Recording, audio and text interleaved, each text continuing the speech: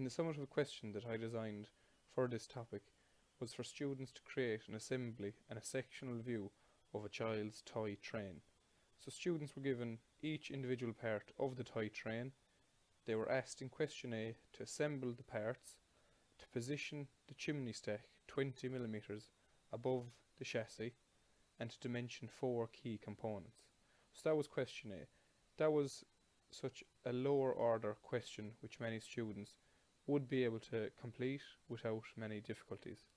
However, part B of the question was for students to locate point P. So point P is the point in which a child's hand may be situated when pulling a string that can pull the toy train along.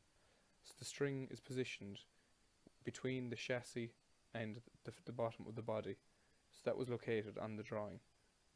So that was the part B. So that was going to be a higher order question, and it was also incorporating maths and junior cert maths such as trigonometry. So that was, we're going back and relating the subject back to maths. So that's involved in STEM into the question. Okay, so if we were just to have a look at the anticipated answer for part A. So there's the sectional elevation AA, so it was a full section view of the train. So students will assemble it and then they will create the sectional view, and they've positioned the chimney stack 20 millimeters above the chassis like so. Okay, so there's nothing too difficult there. And all these hidden features, such as in the main body and in the cab, they were all highlighted in the individual part drawings. Okay, so on to part B then of the question.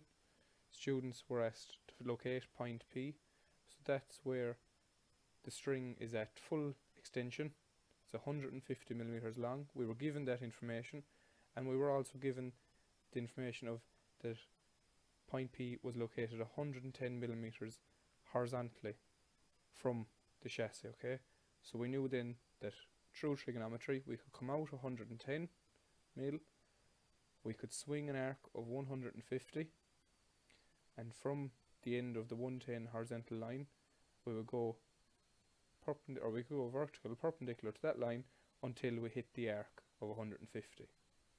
So through trigonometry, students will find that the angle of inclination of the string to the baseline was 42.83 degrees.